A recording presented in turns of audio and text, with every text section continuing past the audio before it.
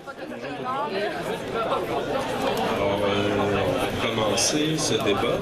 Merci de vous être déplacés en relativement grand nombre. En tout cas, toutes les chaises ou presque semblent prises. Je me présente, je m'appelle Pierre-David Gendron-Bouchard. Je suis professeur ici à Montmorency au département de français et de lettres. C'est moi qui animerai la rencontre en compagnie de ma collègue Julie Drolet, qui sera la gardienne du temps pour les interventions des participants. Est-ce que tout le monde m'entend bien par ailleurs? Pas vraiment. Comme ça, c'est mieux? OK. J'ai pas l'habitude du micro. D'abord, laissez-moi souligner, avant qu'on passe au cœur des choses, la Journée internationale de la femme, en ce 8 mars. Vous verrez tout à l'heure que ça aura une incidence sur le déroulement de la période de questions pour qu'on vive ça concrètement. Donc, bienvenue à ce débat, je le répète, dont la question générale est pour ou contre la hausse des frais de scolarité. Ce débat est organisé par l'Association des étudiants et des étudiantes du Collège Montmorency en collaboration avec le syndicat des enseignantes et des enseignants du Collège Montmorency.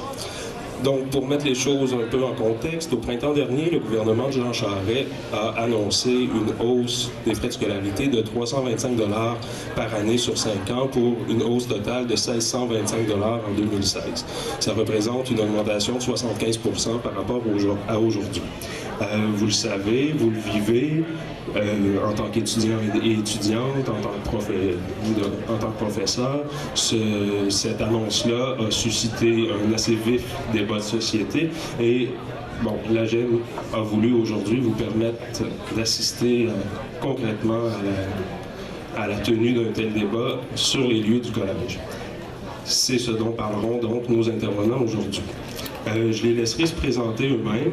Donc, juste pour que vous sachiez déjà, nous avons le camp ici à la droite immédiate des participants qui sont pour la hausse des frais de scolarité et un peu plus loin de moi, le camp des participants qui sont contre. Donc, je commencerai par messieurs, dames ici. Pouvez-vous nous dire quelques mots sur vos noms, vos fonctions, vos rôles et de quelle manière vous êtes engagés dans ce débat? Moi, mon nom, c'est Gengis Grenier. Je siège sur le conseil d'administration du mouvement des étudiants socialement responsables du Québec. Je suis également étudiant en soins infirmiers au Collège de Valleyfield.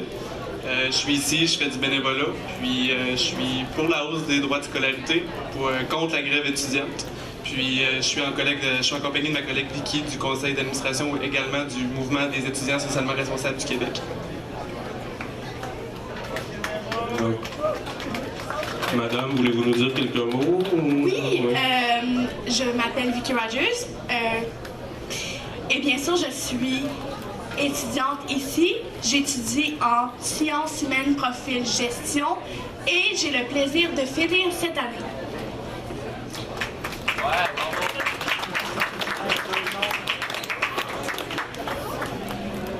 Bonjour, Léo Bureau-Blouin. Je suis originaire du cégep de Saint-Hyacinthe et je suis actuellement président de la Fédération étudiante collégiale du Québec, qui est une fédération qui rassemble 23 institutions collégiales au Québec pour un total d'environ 80 000 étudiants cégepiens.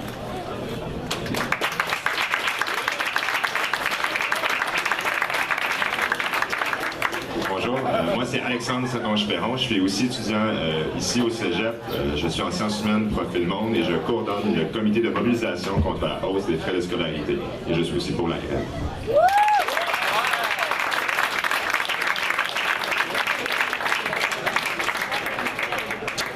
Alors, voici maintenant venu le temps de présenter le déroulement du débat. Nous aborderons 4 thèmes pour un temps total d'environ 40 à 45 minutes et suivra une période de questions lors de laquelle vous pourrez venir poser vos questions.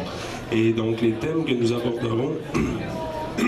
Je vous les présente tout de suite pour que vous ayez une idée. Donc, nous commencerons par parler du rôle social de l'éducation. Je préciserai dans 2 minutes. Ensuite, deuxième thème, les sources de financement de l'éducation des universités. Troisième thème, la représentativité des associations étudiantes. Et le quatrième, choix des moyens de pression lorsqu'on les veut. Donc, la façon dont ça se passera, c'est que pour chacun des thèmes, chaque équipe prendra la parole à tour de rôle. Chaque équipe disposera de 5 minutes pour faire valoir son point de vue. Chaque équipe aussi a la responsabilité de diviser le temps de parole. Un seul membre de l'équipe peut prendre les 5 minutes. Vous pouvez aussi parler 2 minutes et demie chaque. C'est vous qui gérez le temps de réponse. Et donc, pour la première question, par exemple, ce sera le camp du contre la hausse qui commencera à répondre. Ensuite, pour la hausse, la deuxième, ce sera l'inverse. Est-ce que c'est clair pour tout le monde? Et ça alternera comme ça jusqu'au dernier thème. Donc, et Julie, avec ses cartons, indiquera aux intervenants lorsqu'il reste 30 secondes à leur tour de parole et lorsqu'il faudra conclure. Et messieurs, dames, je vous demande lorsqu'il faudra conclure, de conclure. Sinon, je me ferai modérateur. Donc, j'espère que nous aurons un débat dans la bonne foi, l'ouverture et le respect des interlocuteurs. J'ai confiance. Alors, allons-y tout de suite. Nous entendons souvent dans les médias, dans les reportages qui parlent de l'opposition ou au contraire de l'appui à la hausse des frais de scolarité, la question de l'éducation comme investissement personnel et individuel ou comme droit. Donc, ça pose la question du rôle social de l'éducation. Est-ce que l'éducation est avant tout un investissement ou est-ce que c'est un droit? Donc, j'aimerais vous entendre articuler votre réflexion sur la question en commençant par messieurs. Donc, on est rassemblés ici aujourd'hui parce que le gouvernement de Jean Charest veut augmenter de 75 % le coût d'une année universitaire.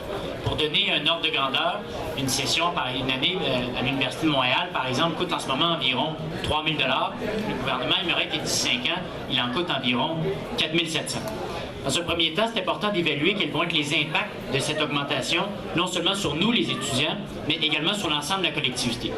Pour beaucoup d'étudiants, ça peut vouloir dire plus d'heures de travail rémunérées, puisque le salaire minimum n'aura pas soudainement explosé.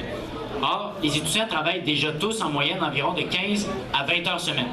Et selon plusieurs études, il s'agit d'un seuil qu'il ne faut pas franchir, parce que si on dépasse de 15 à 20 heures semaine de travail tout en étant aux études, eh bien ça compromet les études et ça peut augmenter le décrochage scolaire chez beaucoup d'étudiants.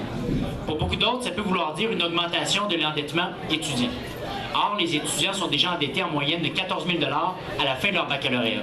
Et il y a beaucoup d'études qui démontrent, encore une fois, que plus on augmente l'endettement des étudiants, plus on retarde nos projets de vie, par exemple la fondation d'une famille, l'achat d'une première maison, ou encore, par exemple, le développement entrepreneurial pour fonder une entreprise. Parce que si on sort de l'université avec 20, 30, 40 ou 50 000 $ de dette, c'est pas vrai qu'on peut partir dans la vie du bon pied.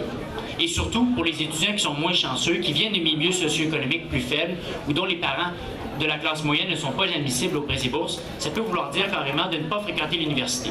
D'ailleurs, une étude du ministère de l'Éducation démontre que sur une période de 5 ans, le Québec pourrait se priver de plus de 7 000 étudiants s'il allait de l'avant avec l'augmentation des frais de scolarité. Et ça, je pense que c'est inacceptable, surtout dans un contexte où on manque de main-d'œuvre spécialisée, où on a besoin d'enseignants, on a besoin d'avocats, on a besoin de médecins qui vont relever les défis qui attendent le Québec, mais aussi parce que moi, j'ai la profonde conviction que ça devrait être le talent qui devrait être le critère d'admission à l'université et non pas l'épaisseur du portefeuille des étudiants. À ça, le gouvernement répond que les prêts et bourses vont tout régler, que c'est pas grave, que les bourses vont augmenter, que tout va être beau. Mais 80 % des étudiants universitaires au Québec ne sont pas admissibles aux bourses du gouvernement.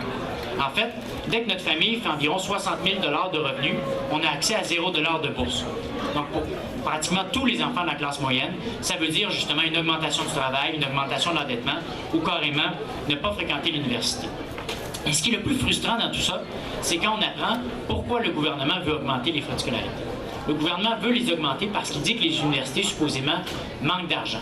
Or, encore une fois, en fouillant un peu plus, on s'est rendu compte que le problème n'était pas tant que les universités manquaient d'argent, mais plutôt qu'elles géraient mal l'argent qui leur sont confiés. Par exemple, quand on a vu à l'Université Laval que tous les cadres augmentaient leur salaire de 30 %, que la rectrice de l'Université Concordia avait une prime de départ de 700 000 $, que le nouveau recteur avait un prêt sans intérêt de 1,1 million de $ pour s'acheter un condo au centre-ville, on s'est dit, bon, il y a peut-être un problème en la demeure. Peut-être que le véritable problème, justement, c'est qu'on ne prend pas le problème de la bonne façon, puisque les universités en ce moment au Québec, c'est un peu comme un seau percé qu'on essaierait de remplir toujours, mais sans colmater la brèche. Donc le véritable débat, justement, c'est de savoir qu'est-ce qu'on fait avec l'argent qu'on a dans les universités et qu'est-ce qu'on veut pour nos universités. Parce que moi, je crois que, justement, le rôle social des universités, c'est de permettre à tous les jeunes au Québec de s'émanciper, de faire ce qu'ils veulent dans la vie, et ça qu'ils viennent de milieux pauvres, de milieux riches ou de la classe moyenne. Et je pense que c'est ça, le projet de société que les jeunes au Québec, on doit défendre. Je pense que c'est ça pourquoi on doit se mobiliser, et je pense que c'est ça pourquoi on doit rappeler au gouvernement Charest que les universités au Québec doivent rester accessibles à tous et toutes.